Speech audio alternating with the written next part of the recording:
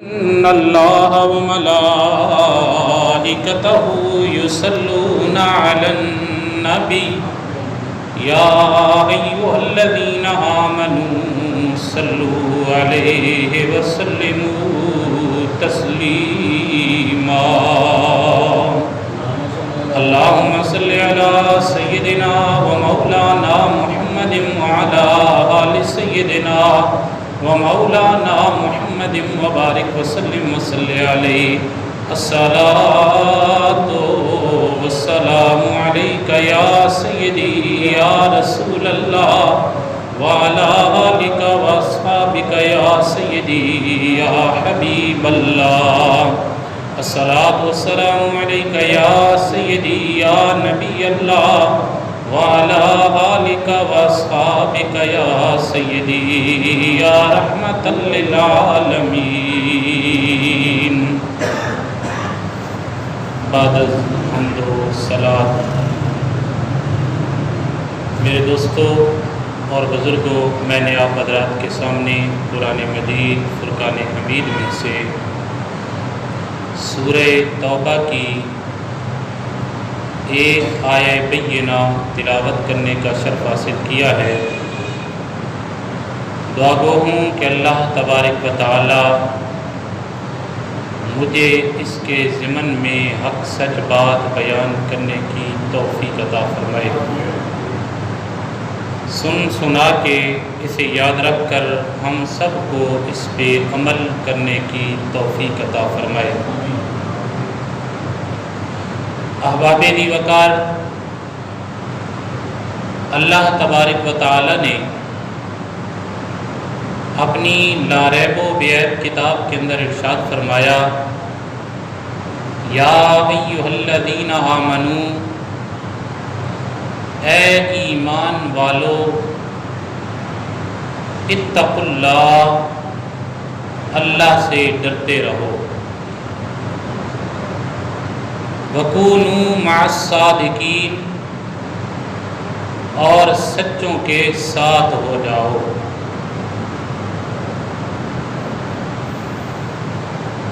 اللہ تبارک و تعالی نے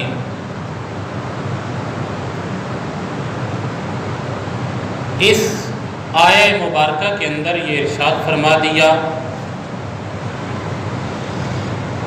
کہ اے ایمان والو، اللہ سے ڈرتے رہو اور سچوں کے ساتھ ہو جاؤ، نیکوں کے ساتھ ہو جاؤ، اللہ کے ولیوں کے ساتھ ہو جاؤ۔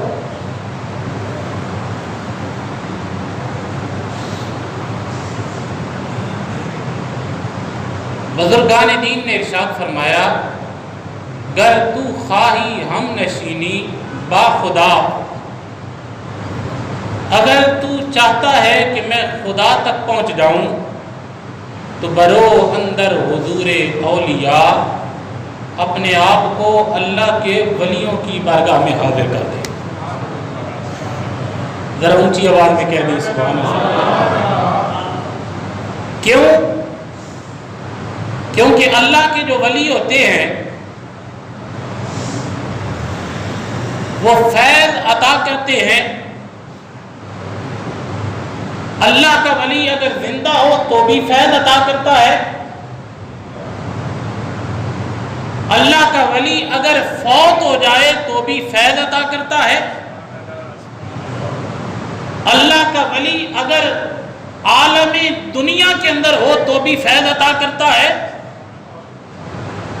اگر اللہ کا ولی عالم برزخ میں ہو تو بھی فیض عطا کرتا ہے۔ اگر یقین نہیں آتا تو پوچھو نا حضرت خواجہ معین الدین چشتی اجمیری رحمۃ اللہ علیہ سے، تو آپ کا یہی جواب ملے گا کہ لوگوں، جو کچھ مجھے ملا ہے حضرت داتا علی حجویری رحمت اللہ علیہ کے قدموں میں بیٹھنے کی برکت سے ملا ہے۔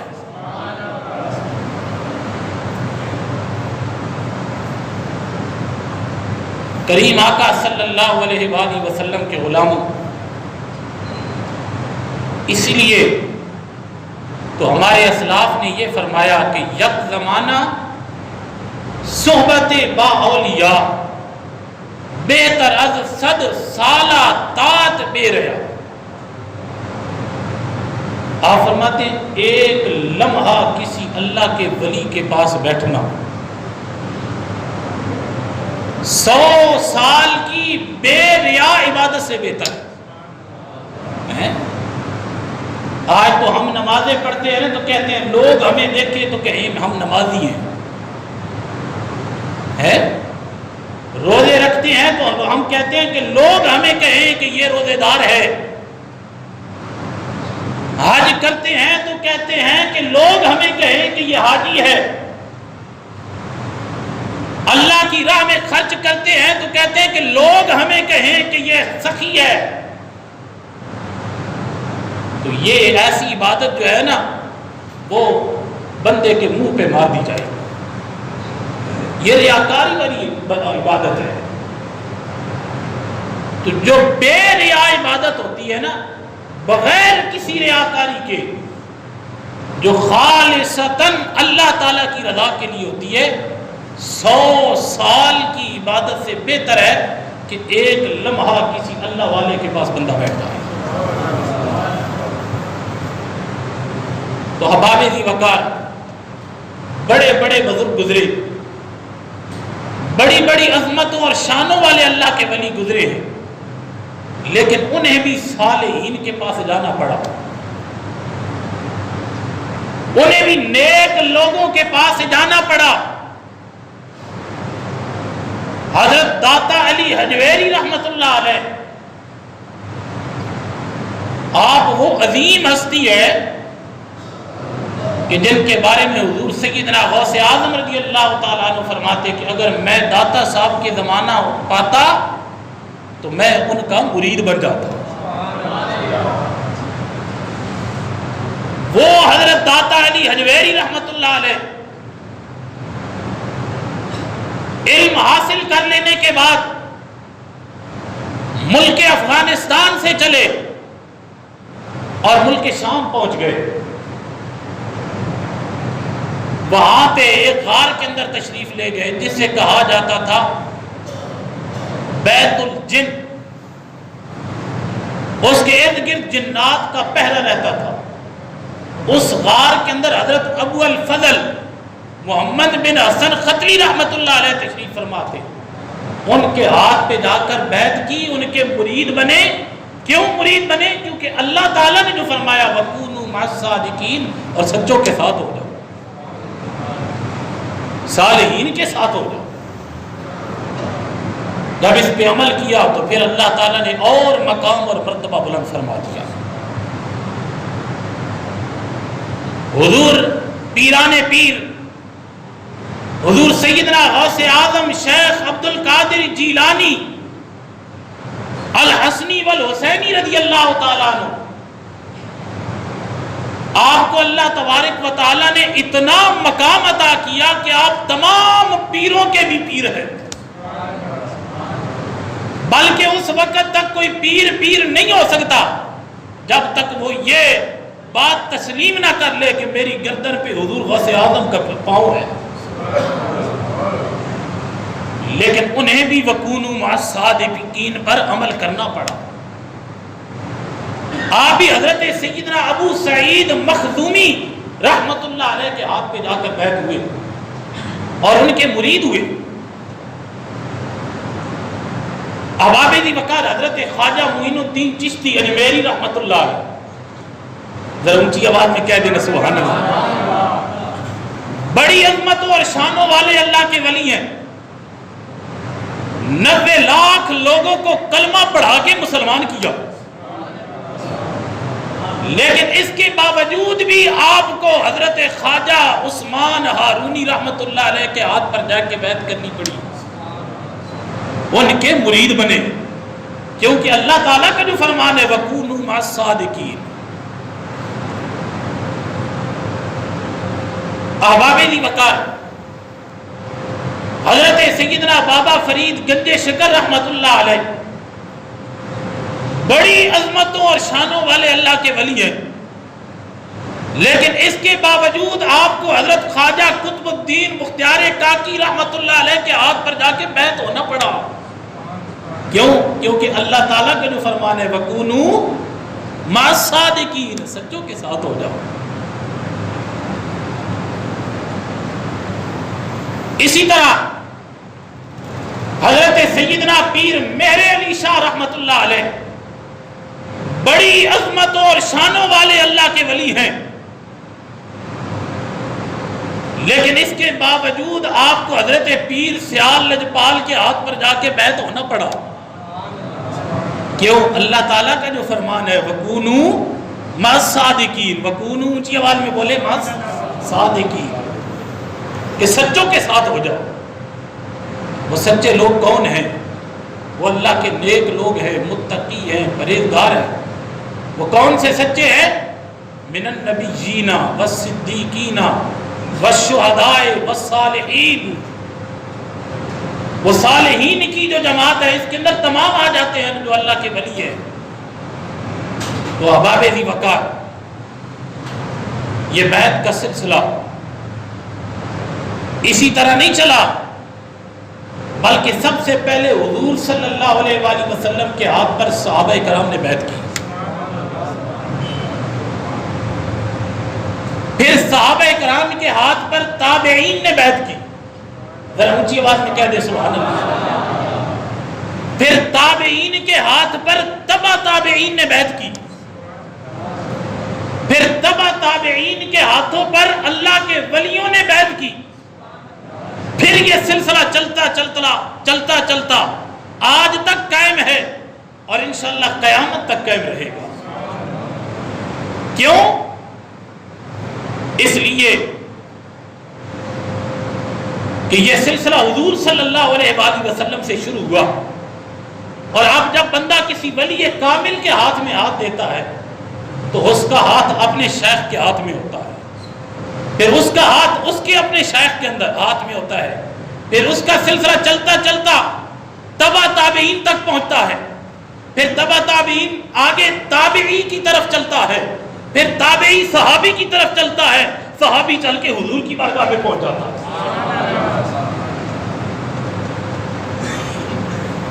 لیکن افسوس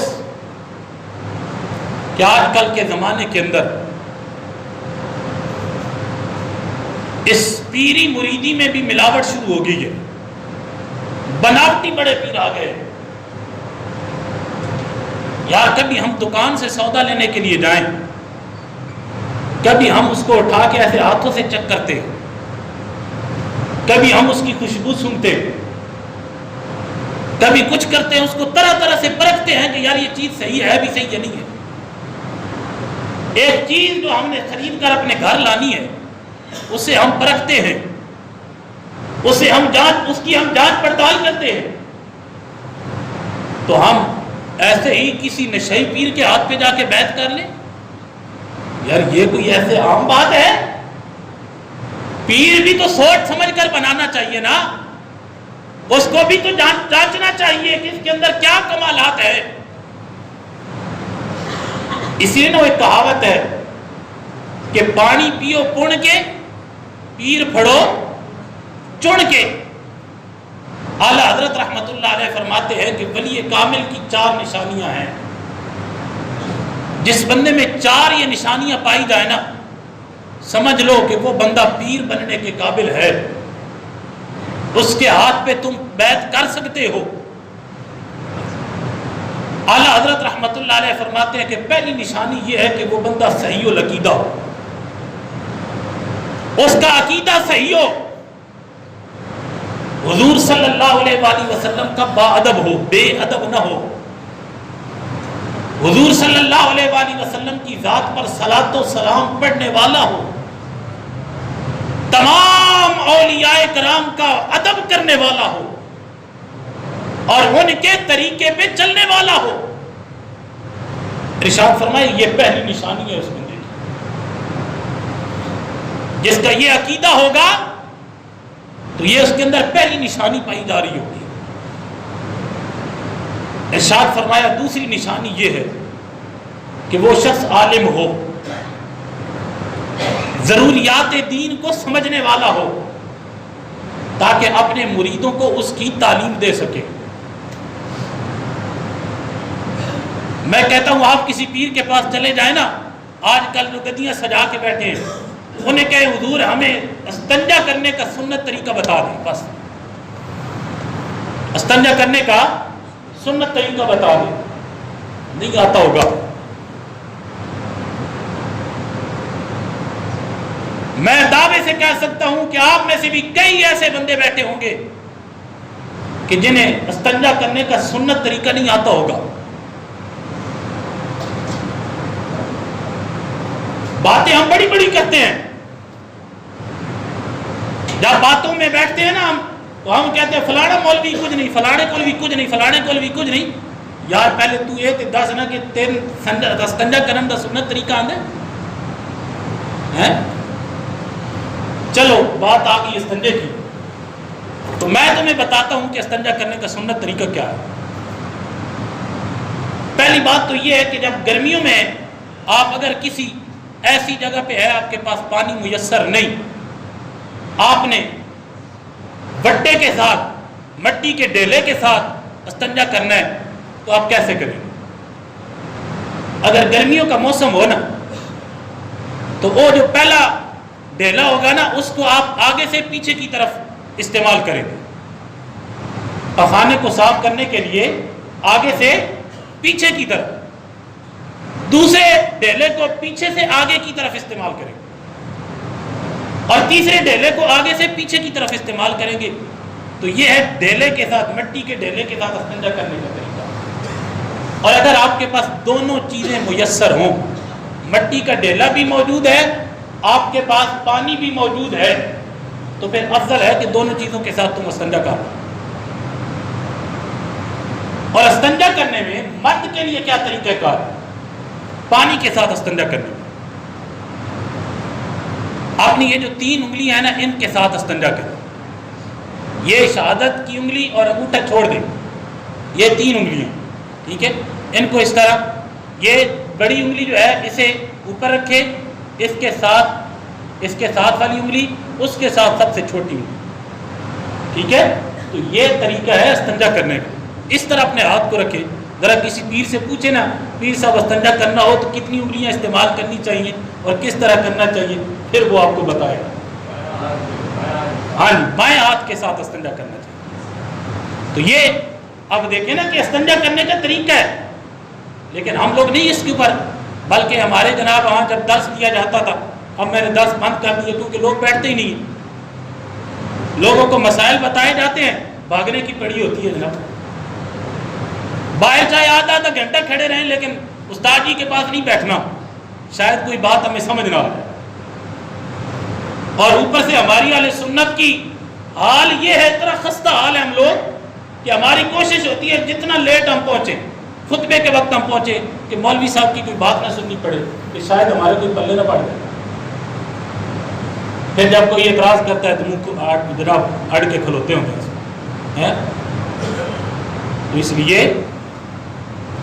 جب کسی کو پیر بناؤ نا تو پیر عالم ہونا چاہیے تاکہ وہ آپ کو ایسی چیزیں بتا سکے۔ جب پاکی اور ناپاکی کا ہی نہیں پتہ ہوگا تو پھر ہمارے اعمال کیا خاک اللہ کی بارگاہ میں قبول ہوں گے؟ تو تیسری نشانی یہ ہے کہ وہ پیر با عمل ہو، بے عمل نہ ہو، کہ جس کے ہاتھ پہ آپ بیعت کر رہے ہیں، اعلیٰ حضرت رحمۃ اللہ علیہ فرماتے ہیں وہ با عمل ہو، بے عمل نہ ہو، حلال کو حلال جاننے والا ہو، حرام کو حرام ماننے والا ہو، تو فرمایا وہ پیر بننے کے قابل ہے۔ اور پھر آخر میں چوتھی نشانی اعلیٰ حضرت رحمۃ اللہ علیہ یہ فرماتے ہیں کہ اس شخص کا سلسلہ بیعت حضور تک پہنچتا ہو، حضور تک اس کا سلسلہ بیعت پہنچتا ہو، ایسے نہ ہو کہ درمیان سے وہ کہیں منقطع ہو۔ اگر وہ سلسلہ درمیان سے منقطع ہوگا تو سمجھ لو کہ وہ پیر بننے کے قابل نہیں ہے۔ جس میں یہ 4 نشانیاں پائی جائے نا اسے پیر بنانا چاہیے۔ کریم آقا صلی اللہ علیہ وآلہ وسلم کے غلاموں، اللہ تبارک و تعالیٰ نے ارشاد فرمایا الاخلاء یومئذ بعضهم لبعض عدو الا المتقین. ارشاد فرمایا کہ جب بروز قیامت گہرے سے گہرے دوست ایک دوسرے کے دشمن بن جائیں گے. جب قیامت کا دن ہوگا نا، بڑے گہرے سے گہرے دوست بھی ایک دوسرے کے دشمن بن جائیں گے، مگر جو متقین ہوں گے نا، وہ قیامت والے دن بھی اس جگہ پر بھی ایک دوسرے کے دوست ہی ہوں گے. تو اس لیے اللہ کے نیک بندوں کے ساتھ دوستی کرو، متقین کے ساتھ دوستی کرو. اور میاں محمد بخش صاحب رحمۃ اللہ علیہ آپ فرماتے ہیں کہ چنگے بندے دی صحبت یارو جویں دکان اتارا سودا باویں لئیے نہ لئیے بھلے آن ہزارہ. کہ چنگے بندے کے ساتھ اچھے بندے کی صحبت اختیار کرو. یہ اس طرح ہے کہ جیسے آپ کسی عطار کی دکان پر جائیں نا، وہاں سے عطر خریدے یا نہ خریدے، لیکن تمہیں خوشبوئیں ضرور آئیں گی وہاں سے. اور پھر ارشاد فرمایا کہ برے بندے دی صحبت یارو جویں دکان لوہارا کپڑے باویں کنج کنج بئیے چھنگا پہن ہزارہ. آپ فرماتے ہیں کہ برے بندے کی صحبت اس طرح ہے کہ اگر تم کسی لوہار کی دکان پہ جا کے بیٹھو نا، اپنے کپڑوں کو بے شک سمیٹ سمیٹ کر بیٹھو، لیکن پھر بھی کہیں نہ کہیں سے کوئی چھن تمہارے اوپر کوئی نہ کوئی ضرور آ جائے.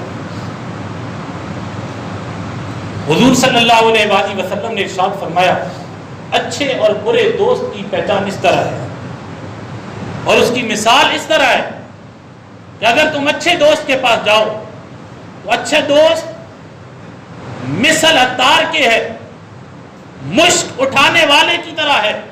مشک خوشبو کا نام ہے. تو اس کو اٹھانے والے کی طرح ہے کہ یا تو اس سے تم سودا خرید لو گے، اگر سودا نہیں خریدو گے حضور صلی اللہ علیہ وآلہ وسلم نے ارشاد فرمایا تو تم مجھ سے خوشبو ضرور پاؤ گے. اور فرمایا کہ برے دوست کی مثال اس طرح ہے کہ جیسے تم کسی لوہار کے پاس جاؤ تو تم اس سے یا تو اپنے کپڑوں کو آگ لگوا لو گے، اگر آگ نہیں لگواؤ گے نا تو اس سے تمہیں بو ضرور آئے گی. یہ حضور صلی اللہ علیہ وآلہ وسلم کا فرمان ہے. تو اس لیے اچھوں کی صحبت اختیار کرو، اور جب بندہ اچھوں کے لڑ لگ جاتا ہے نا، پھر وہ بندہ دنیا میں بھی عزتیں پاتا ہے، آخرت میں بھی عزتیں پاتا ہے. امام فخر الدین رازی رحمۃ اللہ علیہ، آپ نے نام سنا ہوگا، بڑے بڑے علماء ان کا حوالہ دیتے ہیں، تفسیر کبیر کا حوالہ دیتے ہیں، اور تفسیر کبیر امام فخر الدین رازی رحمۃ اللہ علیہ نے لکھی. بہت بڑے اپنے زمانے کے عالم تھے. جب موت کا وقت آیا نا تو شیطان آ گیا. اب جیسا بندہ ہوتا ہے نا تو حملہ بھی شیطان اسی طرح کا کرتا ہے نا. تو شیطان آ کے ان کے پاس بیٹھ گیا، آ کے کہنے لگا فخر الدین رازی تو اللہ کو ایک مانتا ہے؟ آپ نے کہا ہاں میں اللہ کو ایک مانتا ہوں. کہا تیرے پاس کیا دلیل ہے؟ قرآن کی آیتیں پڑھنا شروع کر دی، قل هو اللہ احد.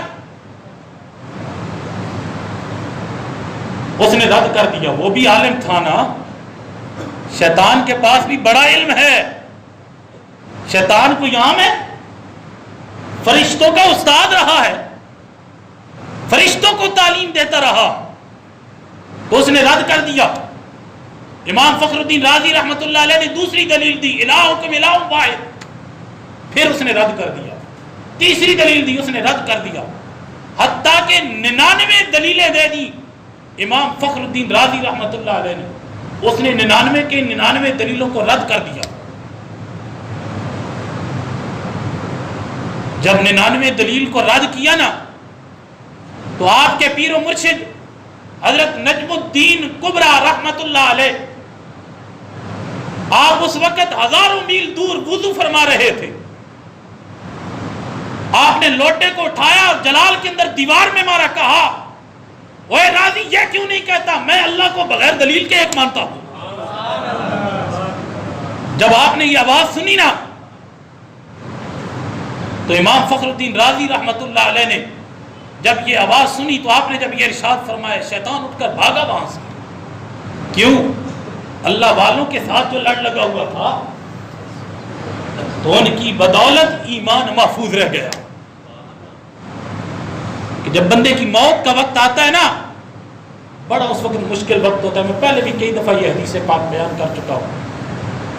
حضور صلی اللہ علیہ وآلہ وسلم نے ارشاد فرمایا کہ شیطان اس بندے کے پیارے کے بیس بدل کرنا اس کے پاس آ کر بیٹھ جاتا ہے جو اس سے پہلے گزر چکا ہوتا ہے. تو آ کر اسے کہتا ہے اے میرے بیٹے، اے میرے بھائی، اے میرے بھتیجے، جو بھی اس کا پیارا پہلے گزر چکا ہوتا ہے اس کی شکل میں آ کے بیٹھ جاتا ہے. کہتا ہے مرنے سے پہلے میں اسی دین پر تھا کہ جس پر تم ہو، مجھے آگے بڑا عذاب دیا گیا، لہذا میں تجھے کہتا ہوں ابھی تیری موت واقع نہیں ہوئی تو اس ایمان سے پھر جاؤ. حضور صلی اللہ علیہ وآلہ وسلم کے صحابہ نے عرض کیا آقا اس وقت تو بڑا مشکل وقت ہوگا اپنے ایمان کو بچانا. تو پھر حضور صلی اللہ علیہ وآلہ وسلم نے ارشاد فرمایا جو بندہ دو چیزوں کی پابندی کرتا ہے نا تو اس کا اس وقت ایمان محفوظ ہو جاتا ہے. ان میں سے پہلی چیز ہے مسواک، کہ جو بندہ مسواک کی پابندی کرتا ہے نا اس کا ایمان موت کے وقت محفوظ رہے گا. ارشاد فرمایا دوسری بات جو ہے نا وہ ہے تکبیر تحریمہ. جو بندہ نماز کی پہلی تکبیر کے ساتھ نماز پڑھتا ہے نا اس بندے کا ایمان بھی موت کے وقت محفوظ رہے گا. ارشاد فرمایا اسے جو یہ دو عمل کرنے والا ہوگا نا اسے اس وقت چند انعامات سے نوازا جائے گا. پہلا انعام یہ ہوگا کہ حضرت اسرائیل علیہ السلام جب اس بندے کی روح قبض کرنے کے لیے آئیں گے نا تو اسے کہیں گے کہ میں اسرائیل علیہ السلام ہوں، تیری روح قبض کرنے کے لیے آیا، لہذا تیار ہو جا. اور سب سے پہلے آ کے شیطان کو بھگائیں گے وہاں سے حضرت اسرائیل علیہ السلام، کہ جو اس بندے کے ایمان پہ ڈاکہ مار رہا ہوگا. پھر اسے کہیں گے کہ میں اسرائیل علیہ السلام ہوں، تیری روح قبض کرنے کے لیے آیا ہوں، لہذا تیار ہو جا. جب بندہ تیار ہو جائے گا پھر کہے گا حضرت اسرائیل علیہ السلام اسے کہیں گے اب کلمہ پڑھ لے. جب وہ بندہ کلمہ پڑھے گا لا الہ الا اللہ محمد الرسول اللہ صلی اللہ علیہ وآلہ وسلم، جب کلمہ پڑھے گا تو اس وقت وہ اس بندے کی روح قبض کر لے گا. حضور صلی اللہ علیہ وآلہ وسلم نے ارشاد فرمایا من کان آخر کلامہ لا الہ الا اللہ فہو داخل الجنہ، جس بندے کا آخری کلمہ لا الہ الا اللہ ہوگا وہ جنت میں داخل ہو جائے گا. تو احباب ذی وقار دعا ہے اللہ تبارک و تعالی ہم سب کو